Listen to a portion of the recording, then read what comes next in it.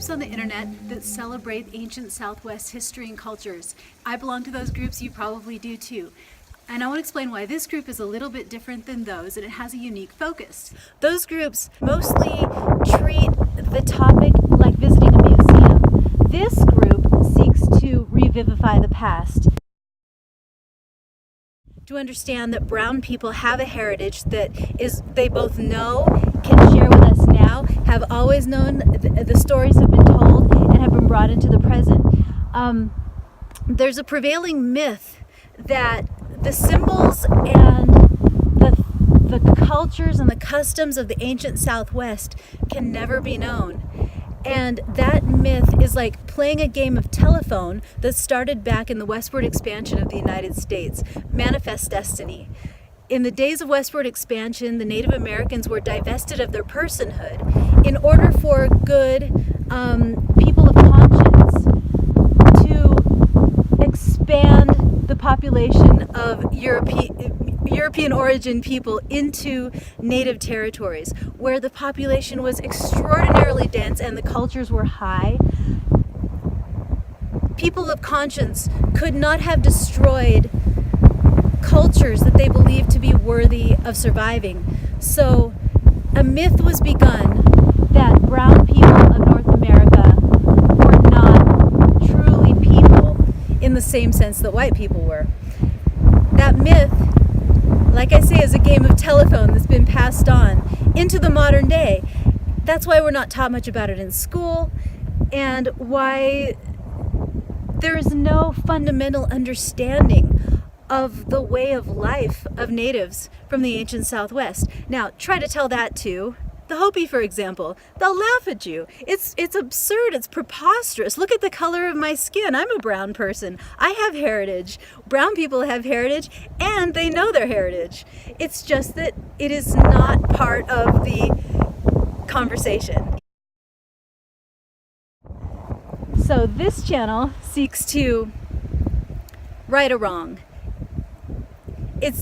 We're seeking to learn what is knowable about the ancient Southwest from the people who either speak it themselves from the stories they've been told for generations, or from academics who have studied the people and can pass it on to others.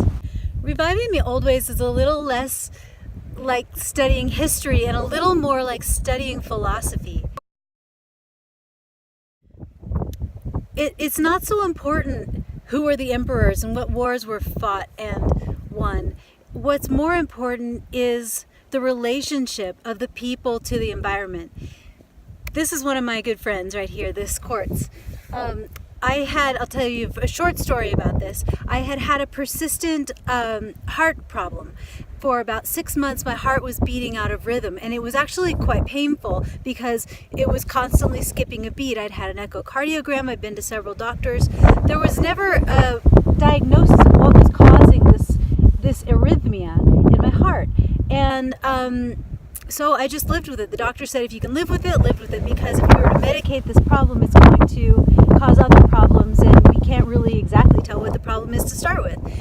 So life continues. I come on my adventures. I come out into the desert. I find this enormous piece of quartz rising up out of the landscape, and I decided to just sit here and enjoy it. And I fell asleep, and I slept for hours and hours. I woke up, and I went home, and at some point in that following day, I realized my heart problem was cured. It was beating fine, my chest felt relaxed, I didn't have a rhythm problem in my heart, and it hasn't returned since. All I can conclude is that the quartz realigned my electrical rhythm. Since then, I've done some research on this. I didn't honestly expect anything. I was just enjoying the environment. But since then, I've done some research on why this is, and there are some chemical properties to the vibration of the quartz and the far infrared energy that it puts out, and how it's similar to our own. And I can presume that because this quartz is so much larger than me, its rhythms overwhelmed mine and, reset my electrical rhythms.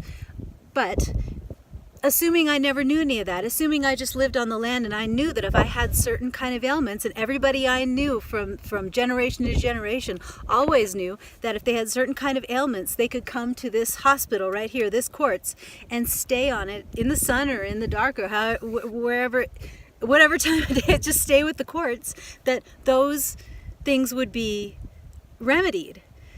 It's a way of thinking, it's a way of understanding your environment, of living with the land, that informs the mind of the ancient. So when we're looking at these symbols that we love to study, and we're looking at the environments where the ancients lived, it's important to tune into that, because again, it's a little less like studying history and a little more like studying philosophy. So when you're reading the stories, you read into the characters, concepts, not nouns. There's a reason that academia is a little bit stilted when it comes to exposing what is knowable about the past. Because of the nature of academia, people have to specialize so specifically in these areas of culture that there is no encyclopedia of knowledge. It's up to independent researchers or anthropologists who specialize in the collection of, I don't even know if there's a word for it. There has to be an omnivorousness to the kind of reading that you do. You have to read the guy about the beads, and then you have to read the work of the woman about the language, and then you have to read the work of the guy about the migration patterns. You see, there's a span of expertise that has to be digested in order to develop any conclusions about culture. This is part of why the myth that things cannot be known, that rock art cannot be interpreted, that ideas from the past cannot be revivified. This is part of why this thinking exists, because academics are forced to specialize so intensely and don't necessarily collaborate. So, you are part of this, I am part of this, we're learning together, we are reviving history together. Your contributions are valid. I contribute what I have to contribute, and we are changing the zeitgeist. That's the job here. That's the project. That's the game. That's what we're doing. So you're invited, you're welcome, and you are appreciated.